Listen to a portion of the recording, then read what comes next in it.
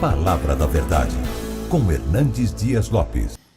Eu quero partilhar com vocês o texto que está em Apocalipse, capítulo 1, versos 9 a 13, e depois leremos no capítulo 3, versos 14 a 22. Primeiramente, capítulo 1, versos 9 a 13.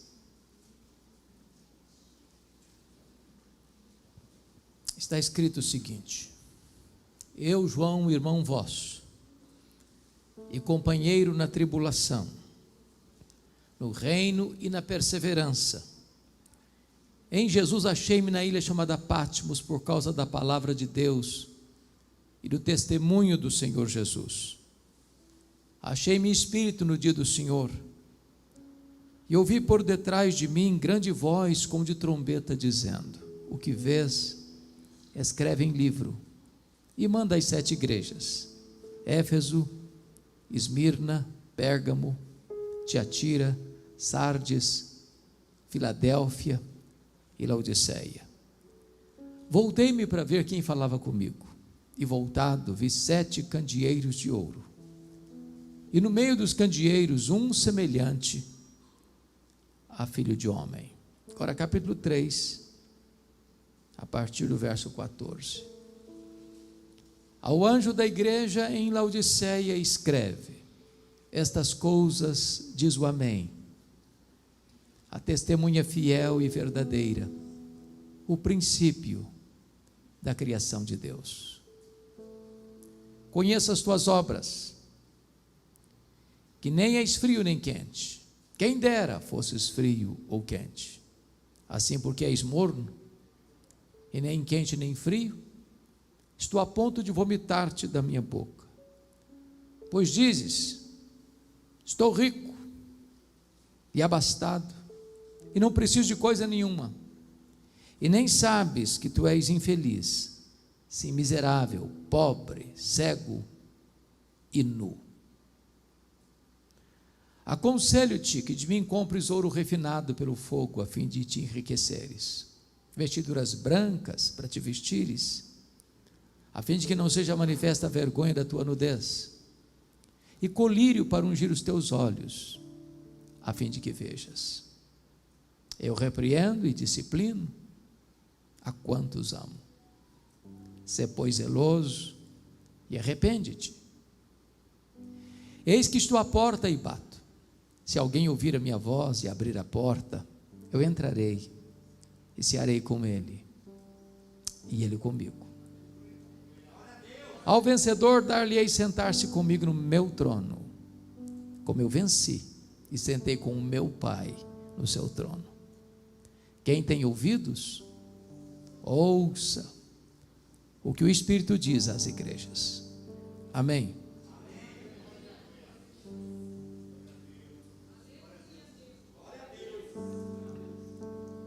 Meus amados irmãos, os dias mais sombrios da igreja cristã, da igreja primitiva, haviam começado desde que Nero, no ano 54 da era cristã, sucede o imperador Cláudio, que governou de 41 a 54. E Nero era um homem louco, devasso, violento, que mandou matar sua própria mãe. E desde que ele assumiu como imperador, é que as nuvens escuras se formavam no horizonte, preanunciando a chegada de uma grande tempestade sobre a igreja. 10 anos depois que ele estava no governo, uma tragédia terrível acontece. No dia 17 de julho do ano 64, a maior, mais populosa, mais rica, mais poderosa cidade do mundo, conhecida como a cidade eterna, a cidade de Roma, capital do império, foi incendiada. Mas não um incêndio qualquer. Foram 7 noites e 6 dias, a cidade ardendo em chamas. Nero, o imperador, assisti aquele horrendo espetáculo do alto da Torre de Mecenas, vestido de ator, tangendo a sua lira.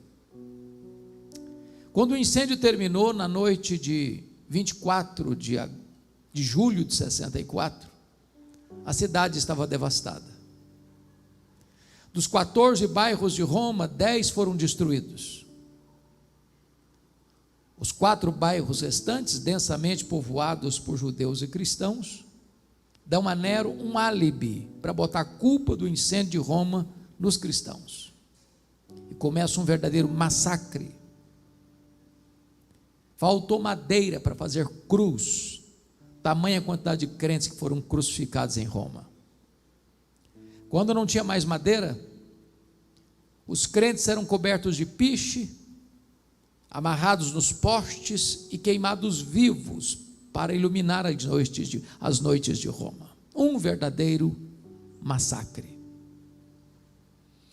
2 anos depois, ano 66, explode em Israel a guerra judaica, porque uma sinagoga fora profanada pelos romanos, e os zelotes, que nunca foram favoráveis ao governo de Roma, se rebelaram. E Roma manda para lá o general Tito para tentar contornar aquela rebelião. 2 anos depois, ano 68, Nero é deposto pelo Senado romano. E ele comete suicídio. 2 anos depois, ano 70, a rebelião em Israel em andamento, numa situação já muito crítica. E o general Tito cercou Jerusalém, sitiou Jerusalém. Jerusalém fica no topo de uma montanha, de uma cadeia de montanhas, sem provisão, sem qualquer chance de resistência.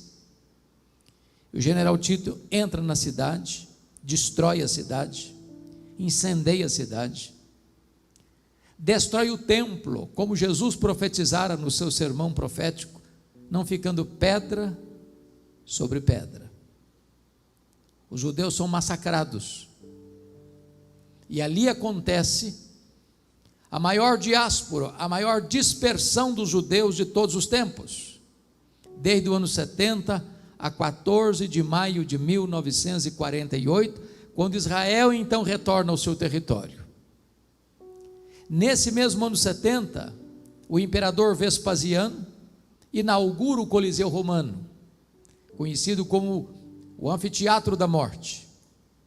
E numa festa de 100 dias de inauguração, 10.000 crentes foram mortos com requinte de crueldade. Os crentes eram enrolados em peles de animais, jogados na arena, para os cães morderem, para os touros pisarem, para os leões esfaimados da Líbia devorarem. Um verdadeiro banho de sangue. Ano 81, assume o governo de Roma Domiciano. Esse imperador foi o primeiro imperador a arrogar para si o título de Senhor e Deus. Ele era tão mau e tão perverso, que uma lenda se criou ao redor dele. Ele seria o Nero redivivo, uma espécie de um novo Nero, em ação no Império Romano. Foi este imperador que deportou o apóstolo João, que era pastor da igreja de Éfeso, capital da Ásia Menor, para esta ilha vulcânica do Mar Egeu, para esta colônia penal. É digno de nota que a essas alturas todos os demais apóstolos de Jesus já estavam mortos, e todos eles mortos pelo viés do martírio.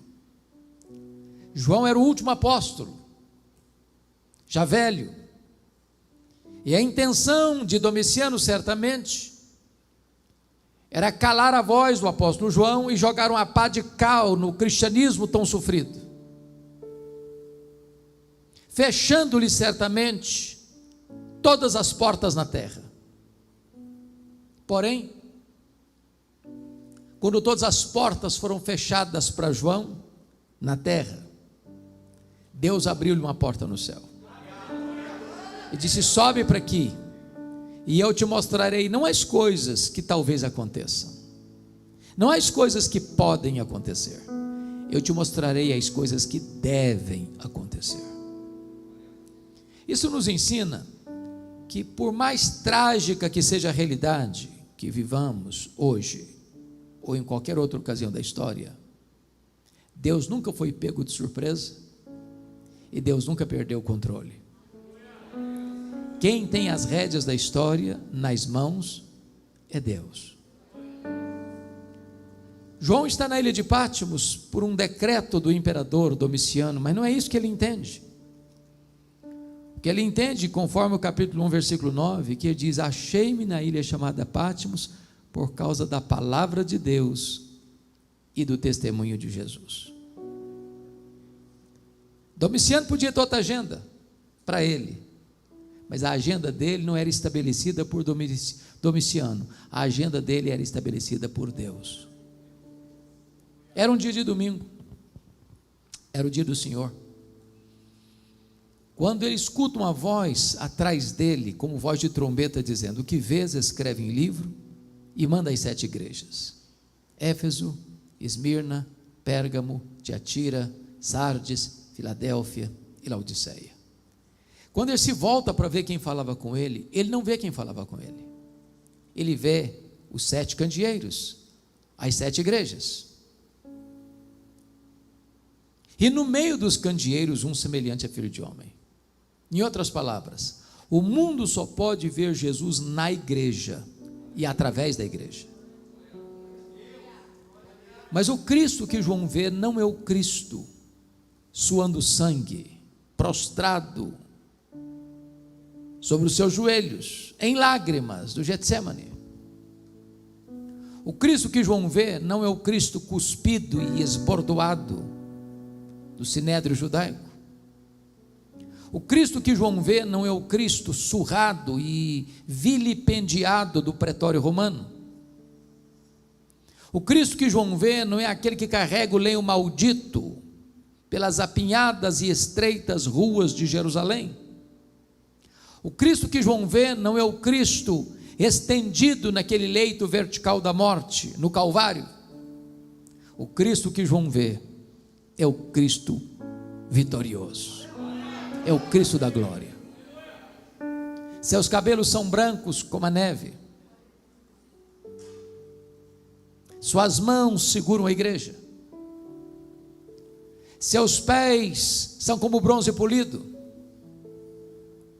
sua voz não está mais embargada pela sede, mas é com voz de muitas águas. Os seus olhos são como chamas de fogo. O seu rosto não está mais desfigurado pelo sofrimento, mas brilha como o sol no seu fulgor. Quando João vê o Cristo da glória, embora fosse ele o discípulo mais íntimo de Jesus, cai como morto aos seus pés. E o Senhor Jesus põe a mão direita sobre ele e diz: não temas, João, não temas, eu sou o primeiro e o último. Eis que eu estive morto, mas eu estou vivo pelos séculos dos séculos, e tenho a chave da morte e do inferno. Nós não adoramos o Cristo que esteve vivo e está morto. Nós adoramos o Cristo que esteve morto e está vivo pelos séculos dos séculos. É curioso que João vê, conforme capítulo 1, verso 13, Jesus no meio das igrejas. E esta é uma imagem, figura, que nós nunca podemos perder de vista. Jesus está no meio da igreja. Ele está aqui. E é porque Ele está aqui que você e eu estamos aqui. Qualquer outra motivação não seria legítima. Mas notem comigo no capítulo 2, verso 1, que Ele não está apenas no meio das igrejas. Está escrito aí que Ele é aquele que anda no meio dos 7 candeeiros.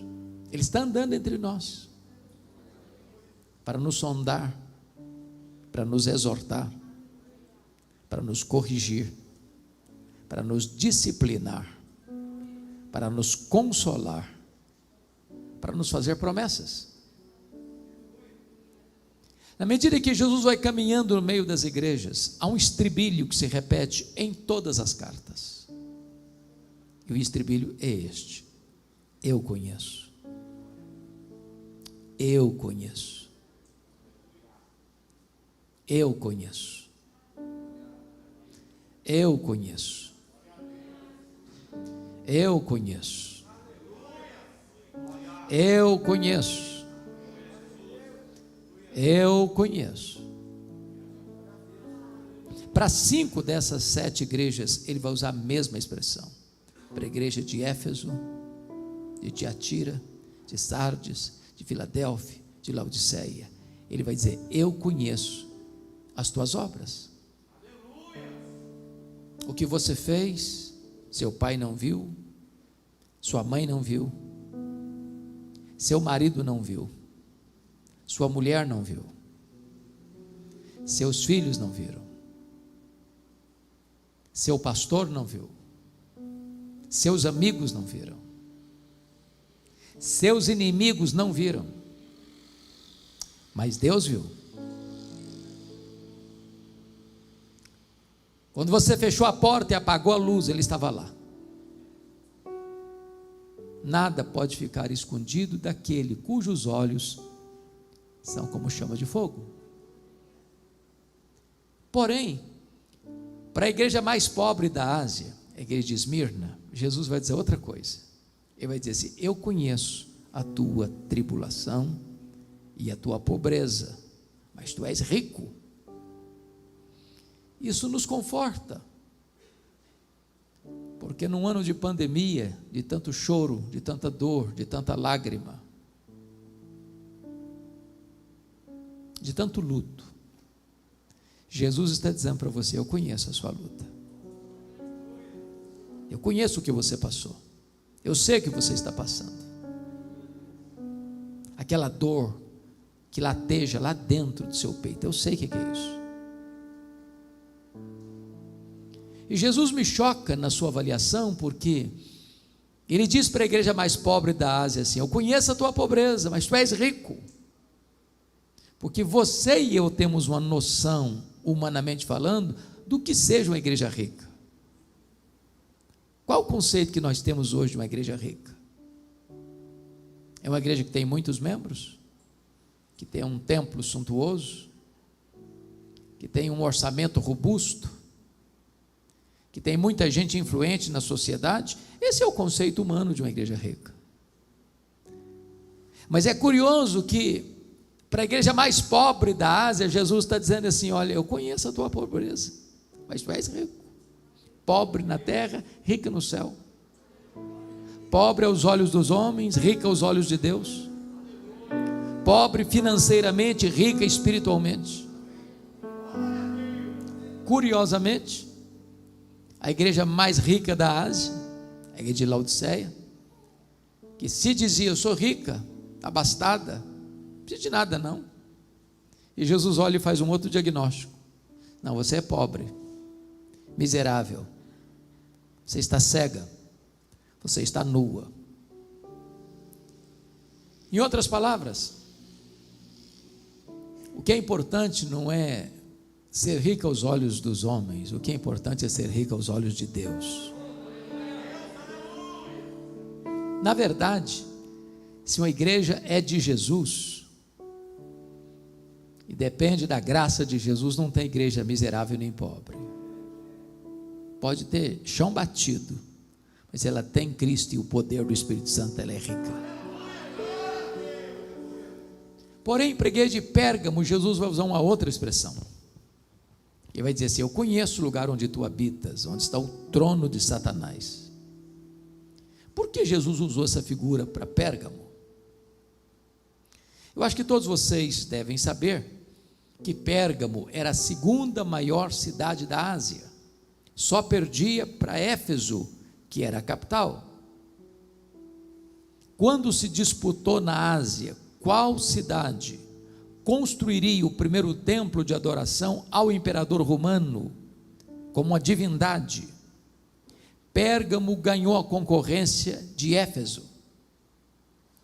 E muito provavelmente Jesus está se referindo a esse aspecto Eu conheço o lugar onde tu habitas, onde está o trono de Satanás, por esse detalhe. Porque ali se erigiu o primeiro templo de adoração a um homem, como se Deus fosse. Então o que Jesus está dizendo é o seguinte: qualquer lugar onde um homem é venerado, aí está o trono de Satanás. Todo humanismo idolátrico é satânico. Deus não divide a sua glória com ninguém. Toda a glória dada ao homem é vanglória, é glória vazia, é idolatria, é abominação. Mas a segunda razão, porque lá estava o trono de Satanás, é porque Pérgamo hospedava o templo de uma divindade pagã chamada Esculápio. E Esculápio era conhecido como deus da cura, representado por uma serpente. Pessoas vinham a Pérgamo para serem curadas por Esculápio. É por isso que quando você vai ao seu médico até hoje, você vai ver bordado no jaleco branco do seu médico uma serpente. Isso vem de Pérgamo, isso vem de Esculápio, isso vem do Deus da cura. Então o que Jesus está querendo dizer é o seguinte: qualquer lugar onde um homem fabrica uma imagem, forja um Deus e se prostra diante dele, aí está o trono de Satanás. Porque o ídolo é nada, ele é pau, ele é pedra, ele é gesso, ele não tem vida. Mas Paulo diz que o que está por trás dos ídolos são os demônios. Mas o que é impressionante é que onde Satanás tem um trono, aí Jesus planta uma igreja para adorar o Rei dos Reis e o Senhor dos Senhores.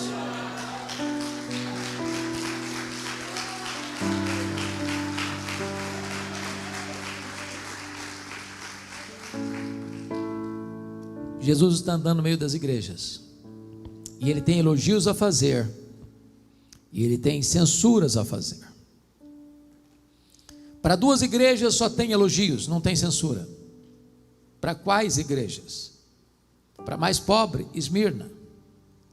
Para mais fraca, Filadélfia.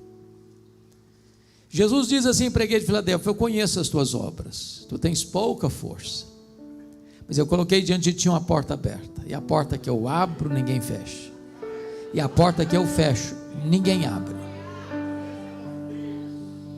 Irmãos, o que é importante para a igreja não é ela ser forte do ponto de vista dos recursos humanos, mas ela é ser fiel ao Deus Todo-Poderoso. Quem abre portas é Deus, quem fecha portas é Deus. Então preste atenção nessa frase: portas abertas e portas fechadas são a mesma coisa, se abertas ou fechadas por Deus.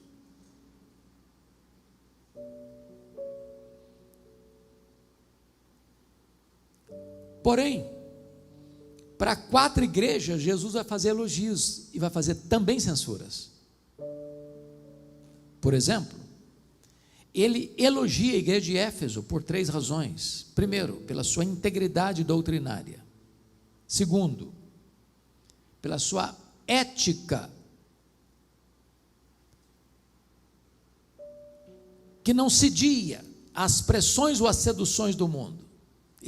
A igreja odiava as obras dos nicolaítas, que induziam o povo à imoralidade. E pela sua capacidade de sofrer com perseverança. Com isso, Jesus está nos ensinando uma coisa: nenhuma igreja, irmãos, prestem atenção no que eu vou lhes dizer, pode agradar a Jesus se essa igreja transige com a sã doutrina, com a verdade, com o evangelho. A igreja cristã não pode ser uma igreja pragmática no sentido de eu quero atrair as pessoas, então vou mudar a mensagem. Vou tornar a mensagem mais palatável.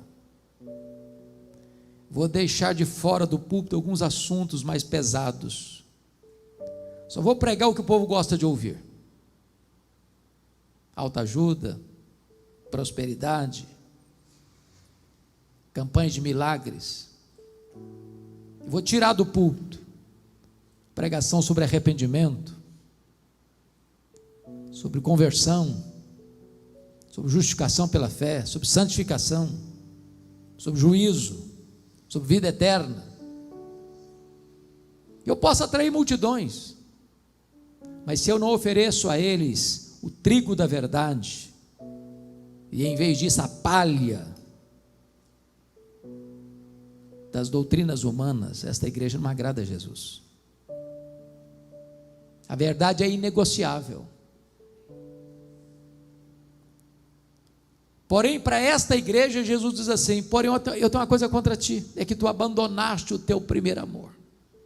Em outras palavras, até na defesa da sã doutrina, uma igreja pode perder o fervor, manter a verdade intacta e perder o entusiasmo, botar a vida cristã no piloto automático, subscreve todas as grandes doutrinas bíblicas, mas aqui não mexe mais com o coração.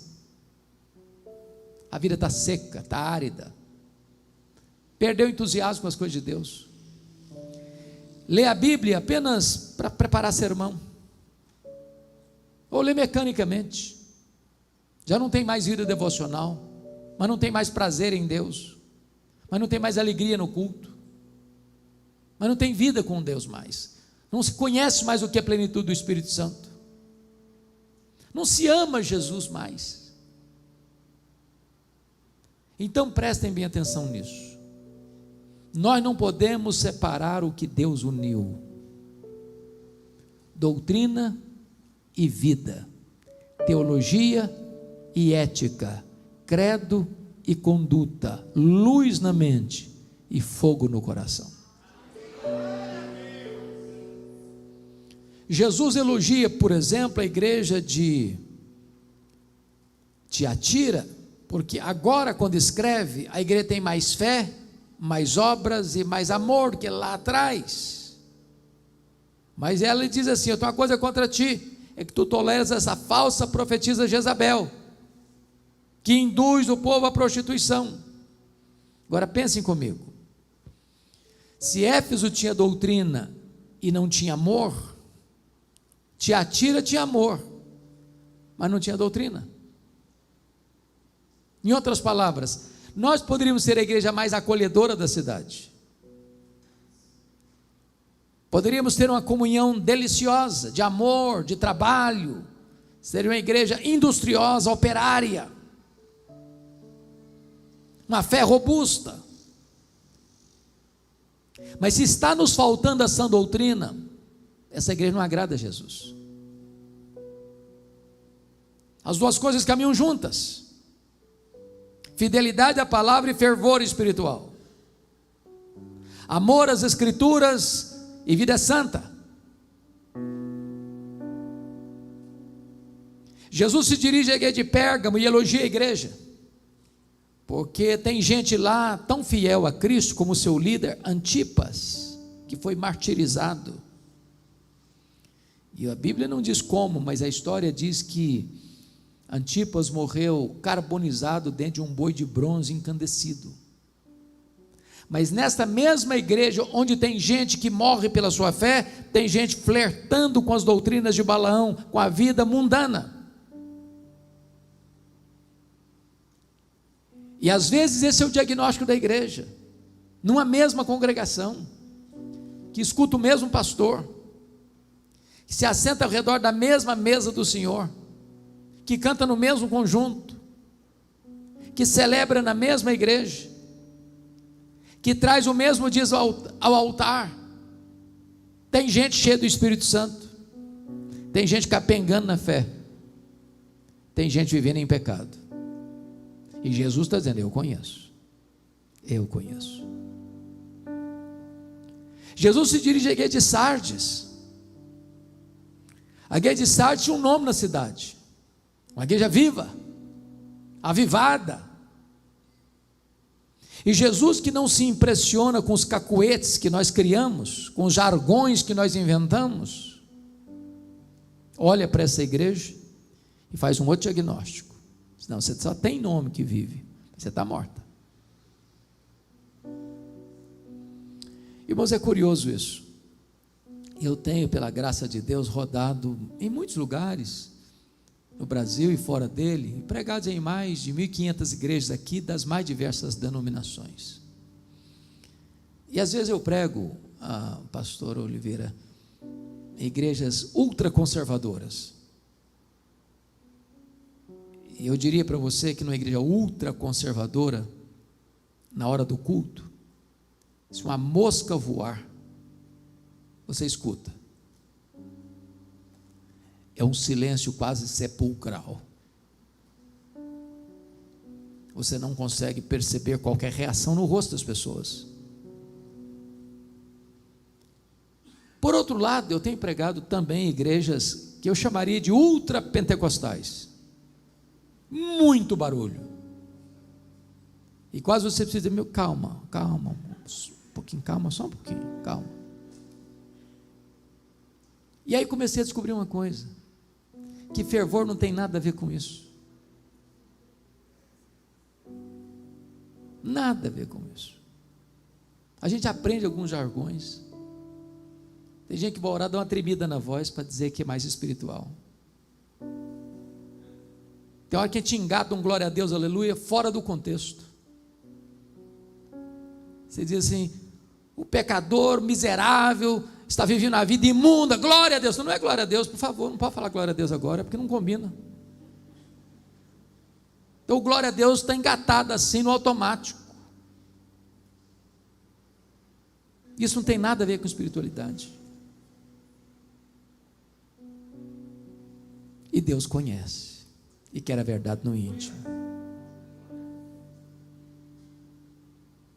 E Jesus, que examina, que conhece a igreja que tinha uma fama na cidade, uma igreja viva, de uma igreja avivada, Jesus olha, não, está morta. E aí, eu fico perplexo com Jesus, porque a avaliação dele é tão diferente da minha. A igreja que diz que é pobre, ele diz, não, você é rica. A igreja que diz que é rica, Jesus, não, você é pobre. A igreja que diz que está viva, Jesus, não, você está morta. A igreja que é fraca, Jesus, não, mas eu coloquei diante de você uma porta aberta.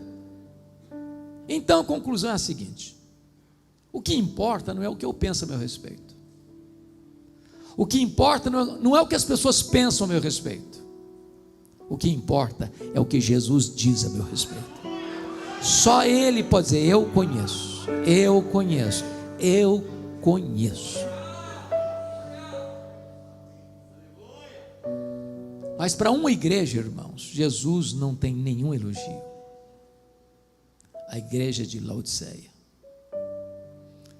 E o que me deixa pasmo é que é a igreja que tem a melhor avaliação de si mesma.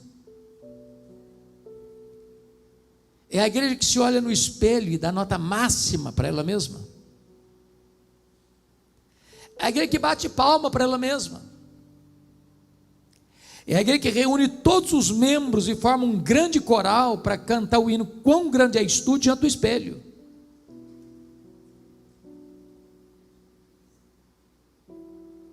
E Jesus vai examinar essa igreja. E há 3 coisas aqui que eu destaco.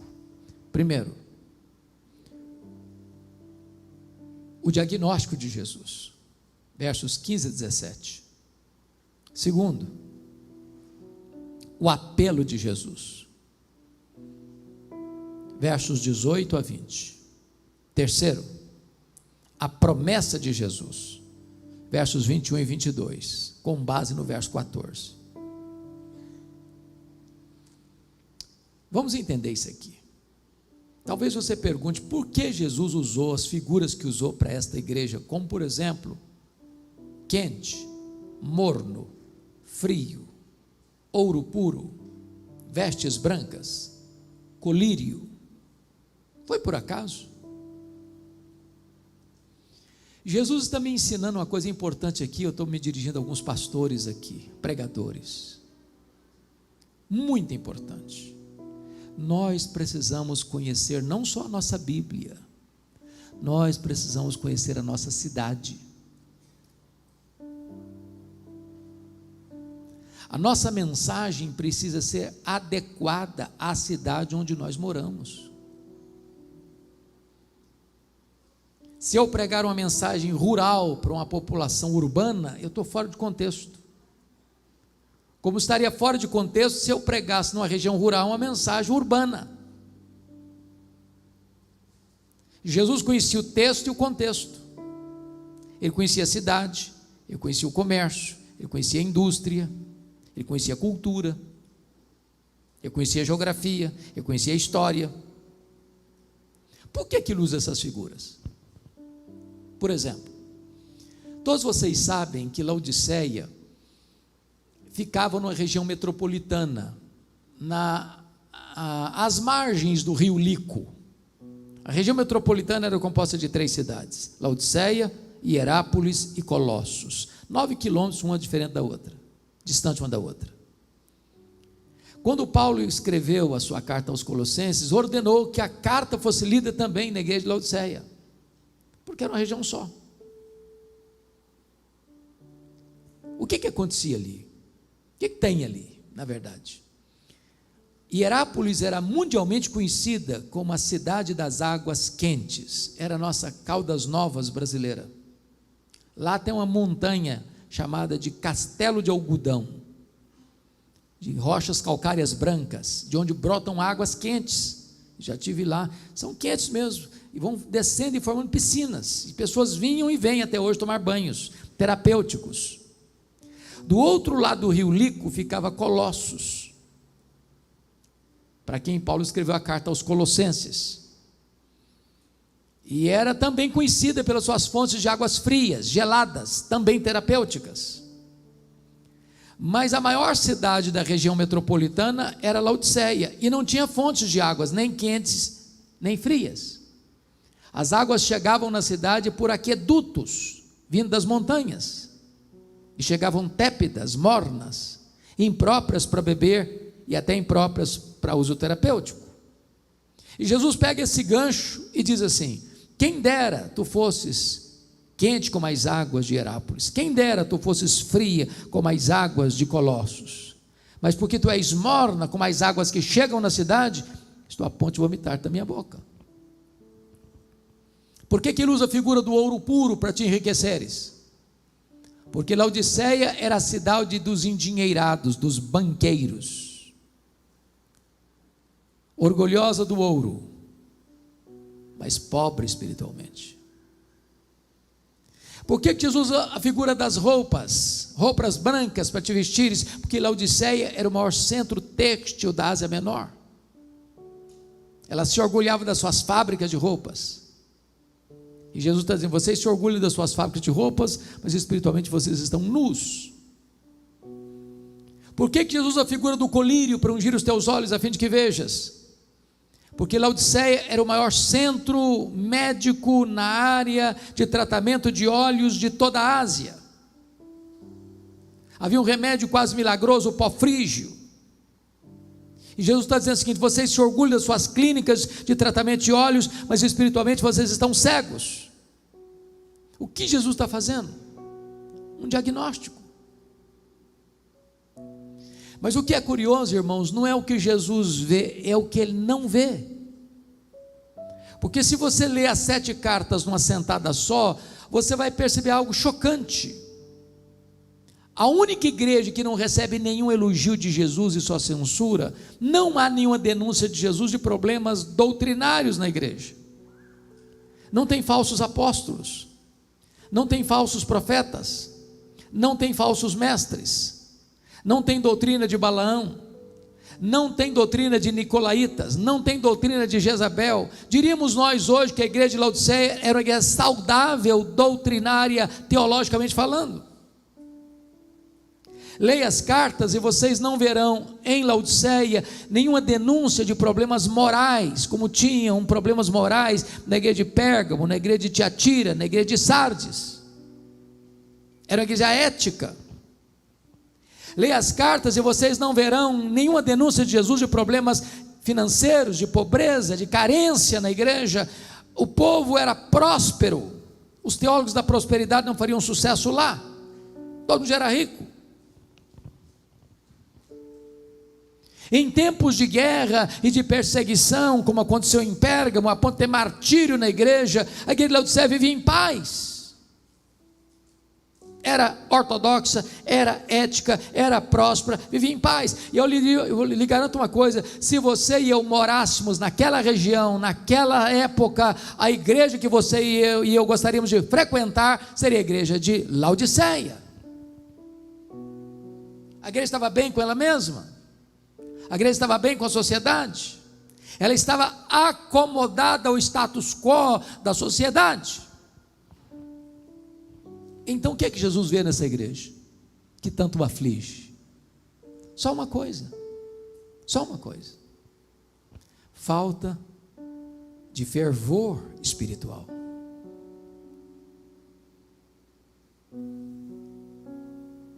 Falta de fervor.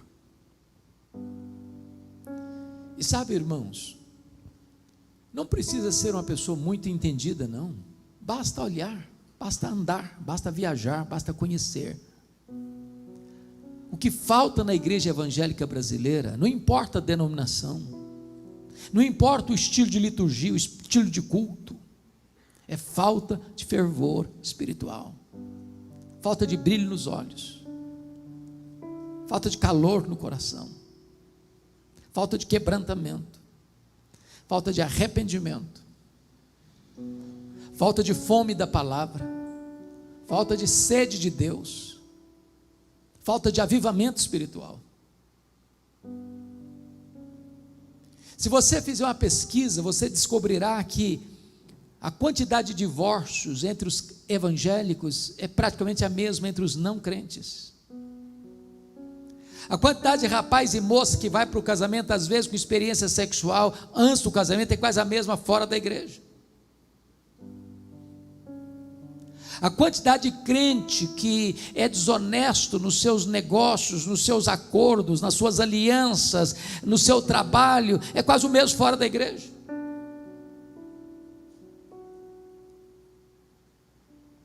A quantidade de representantes políticos chamados evangélicos que têm os mesmos problemas às vezes dos demais, é quase a mesma coisa.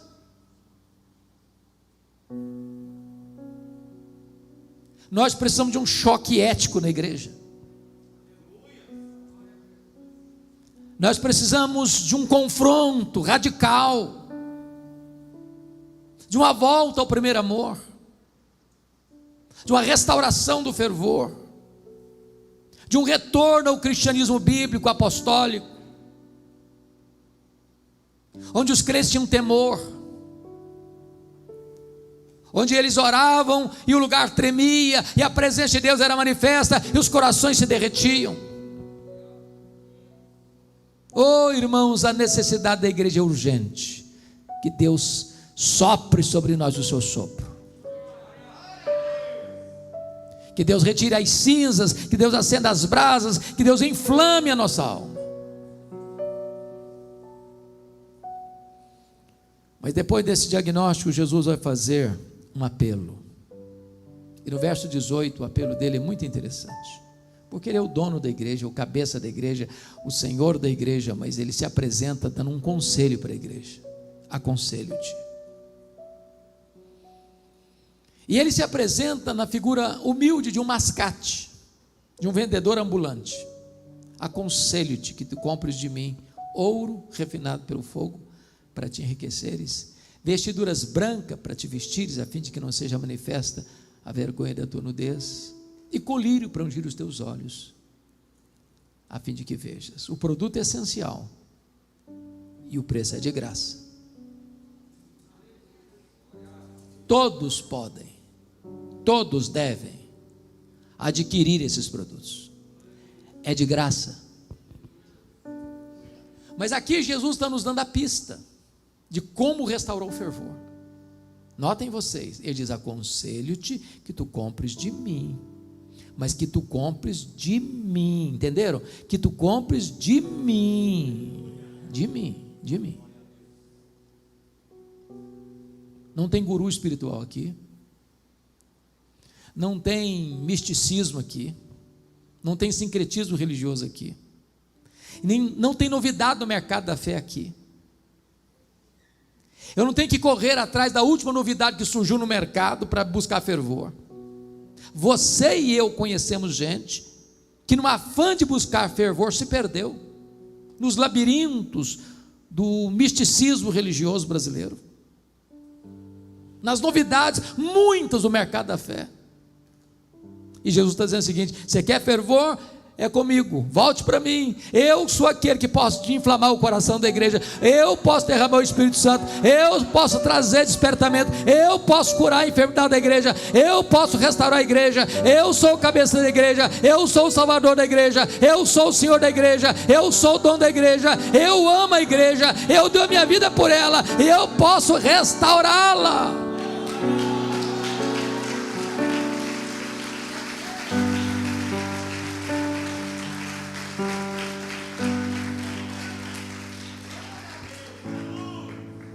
Quando chega no versículo 19, Jesus tem uma declaração a fazer e tem uma ordem a dar.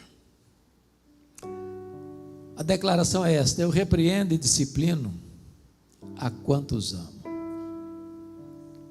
E a ordem é: sê pois zeloso e arrepende-te. Irmãos queridos, sempre que eu leio esta carta eu fico um pouco constrangido, porque a linguagem de Jesus é pesada, não é não? Eu não sei quanto a você, mas náusea para mim é pior do que dor. Quando você está nauseado, nada está bom. Você está em pé, está desconfortável. Você senta, piora. Se você deita, o mundo roda.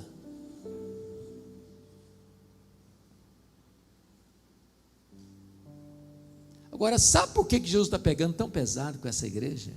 E por conseguinte, com você e comigo hoje? Porque não pensem em vocês que eu estou pregando para vocês e não me incluindo, não. Eu sou a primeira pessoa necessitada dessa mensagem.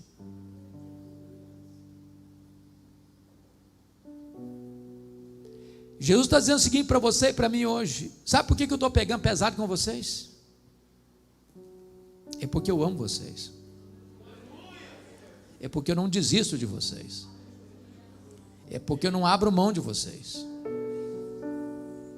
Eu estou repreendendo e disciplinando vocês porque eu não desisto de vocês, eu amo vocês, e eu não quero que vocês continuem a viver uma vida apática, morna, insossa, no piloto automático. Então mude de vida, muda a conduta. Aí chega o verso 20 e Jesus docemente se apresenta assim: eis que eu estou à porta e bato. Se alguém ouvir a minha voz e abrir a porta, eu entrarei e cearei com ele e ele comigo. Agora eu chamo a atenção dos irmãos para um fato grave, gravíssimo. A igreja de Laodiceia, ela estava tão bem com ela mesma e tão satisfeita com ela mesma, que tudo girava em torno dela, para ela, para o deleite dela. Que risco você e eu corremos? Nós cantarmos para nós, ofertarmos para nós, pregarmos para nós, fazermos programações na igreja para nós, montar o calendário da igreja de atividade do ano inteiro para nós. Tudo vem de nós, tudo é por meio de nós, tudo para nós. E a igreja de Laodiceia não tinha percebido uma coisa: Jesus estava do lado de fora, do lado de fora, batendo a porta. Se alguém ouvir a minha voz e abrir a porta, eu entrarei, cearei com ele e Ele comigo.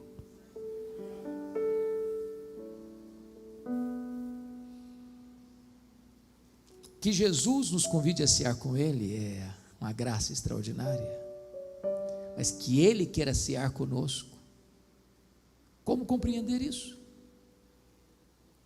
E eu posso lhes garantir que a única maneira do nosso coração voltar a aquecer e voltar ao primeiro amor é nos assentarmos com Jesus e termos intimidade com Ele, e tirarmos essa capa do farisaísmo, do legalismo, do religiosismo, das máscaras que nós botamos para impressionar as pessoas, e termos a experiência daqueles caminhantes de Emaús, quando os olhos abriram para ver Jesus, o coração aqueceu, e quando os olhos se abrem, o coração aquece, os pés se apressam, e os lábios se abrem para falar que Ele está vivo e Ele é a razão da nossa vida. Bom, agora Jesus vai fazer a promessa, e no versículo 14 ele diz por que Ele tem competência para fazer promessa. Estas coisas diz o Amém, a testemunha fiel e verdadeira, o princípio da criação de Deus. Quando a Bíblia diz que Ele é o Amém, sabe o que a Bíblia está querendo dizer com isso? Não espere novas revelações de Deus além de Jesus Cristo. A revelação de Deus foi progressiva até Jesus, mas não depois de Jesus. Deus falou muitas vezes, de muitas maneiras, aos pais pelos profetas, agora Ele nos fala pelo Filho. Querer mais revelação de Deus depois que Cristo veio é não entender o projeto da redenção. Ele é a última palavra de Deus. Se você não ouvi-lo, não tem mais esperança. Estas coisas diz o Amém, a palavra fiel e verdadeira, porque Ele fala e cumpre, Ele faz e ninguém pode impedir sua mão de fazê-lo. Mas quando Ele diz que Ele é o princípio da criação de Deus, significa que Ele é o agente da criação de Deus, e se do nada Ele criou o universo, Ele é poderoso para restaurar o fervor espiritual na sua vida. Ele tem competência para isso. E a promessa está no versículo 21. Ao vencedor dar-lhe-ei sentar-se comigo no meu trono, como eu venci e sentei com o meu Pai no seu trono. Para uma igreja que gostava tanto de dinheiro, Jesus está dizendo, tem coisa melhor, eu tenho o trono. Mas a pergunta é, quem se assentará publicamente com Ele no trono? E a resposta é, quem assentou-se intimamente com Ele à mesa. E ele conclui assim, quem tem ouvidos ouça o que o Espírito diz às igrejas. Em 2011, irmãos, eu tive a bênção de visitar essas 7 igrejas, e eu confesso a vocês que eu chorei bastante, porque estas 7 igrejas da Ásia estão mortas, literalmente mortas. O candeeiro foi removido. O que você encontra ainda hoje lá são escombros, pedras reviradas, a vaga lembrança de uma igreja que viveu há muitos séculos e que não existe mais. Nessa mesma região não tem 1% sequer de crentes. Sabem por que essas igrejas morreram? É porque elas não ouviram o que o Espírito Santo disse a elas. Este mês, o último dia desse mês, nós vamos comemorar 504 anos de reforma protestante.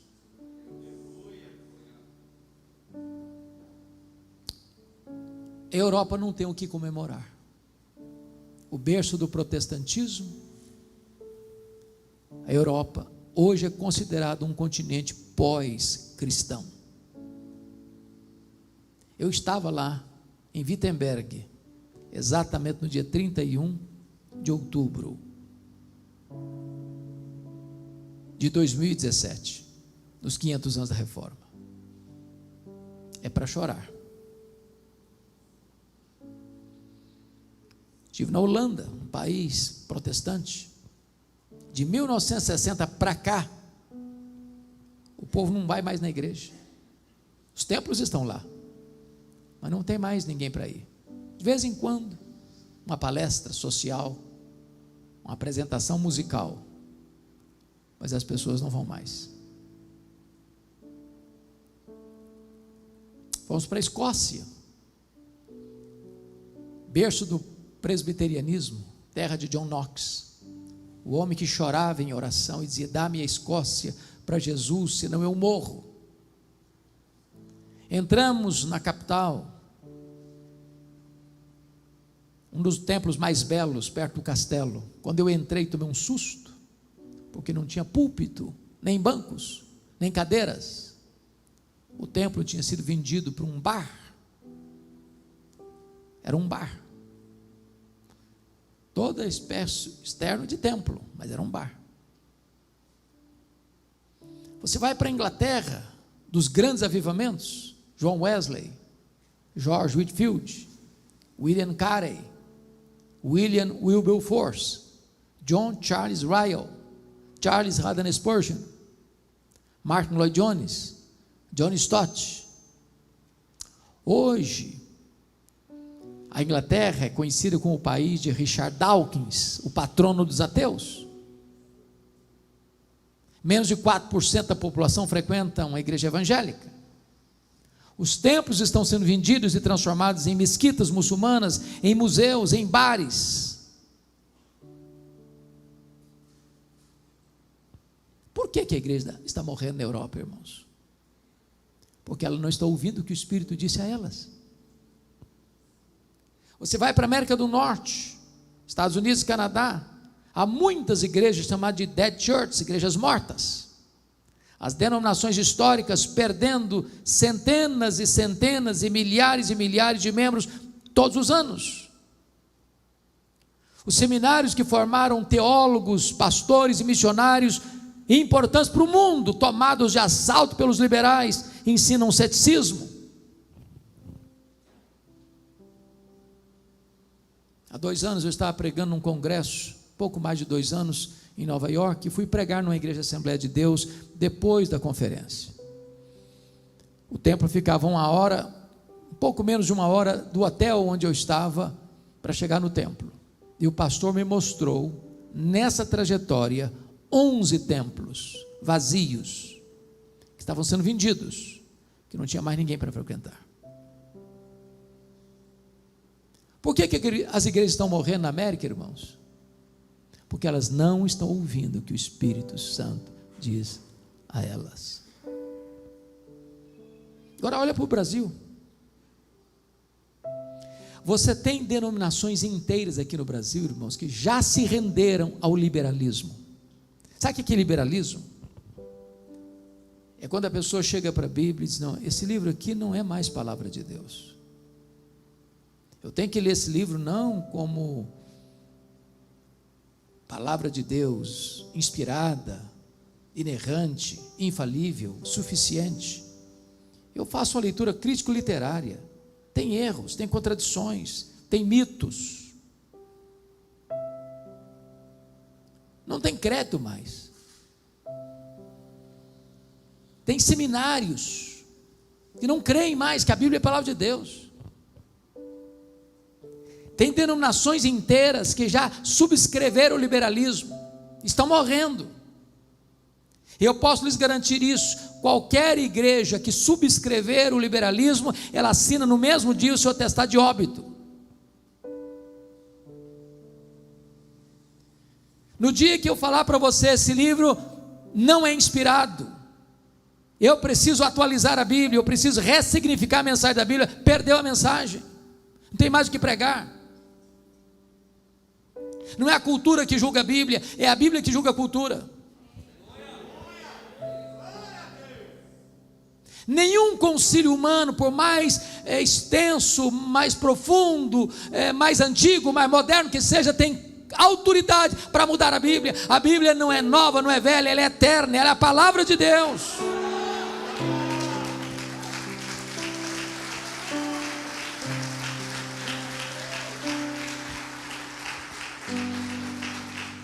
Olha para o Brasil, irmãos, e vocês verão mega igrejas, mega templos, mega congregações, mas não tem Bíblia, mas não tem palavra de Deus, mas não tem sã doutrina, mas não se prega sobre arrependimento, sobre fé salvadora, sobre conversão, sobre justificação pela fé, sobre santificação, sobre a vida eterna, sobre a ressurreição dos mortos, sobre a segunda vinda de Cristo, sobre o dia do juízo. Não se prega mais. Prega-se sobre prosperidade, prega sobre milagres que tantas vezes são fabricados. E onde não tem palavra de Deus, não tem o Deus da palavra. Olha para o Brasil, irmãos. Vocês verão denominações que mantêm a sua ortodoxia, mas perderam o fervor. Botaram a vida no piloto automático. Estão vivendo uma mesmice, um marasmo. Áridas como um deserto, secos como um poste. Sabe o que a igreja precisa? É ouvir o que o Espírito Santo está dizendo a ela. E clamar a Deus por um reavivamento espiritual, para Deus aquecer o nosso coração de volta, nos levar ao primeiro amor, à simplicidade do Evangelho, à pureza do Evangelho, ao poder do Evangelho, a uma vida aos pés do Salvador, à mesa com o Salvador. Oh, amados, que Deus tenha misericórdia de nós e da nossa geração, para que os nossos filhos, para que os nossos netos, para que os nossos bisnetos, para que as futuras gerações recebam das nossas mãos uma igreja viva, cheia do Espírito Santo de Deus. Que Deus tenha misericórdia de nós. Amém.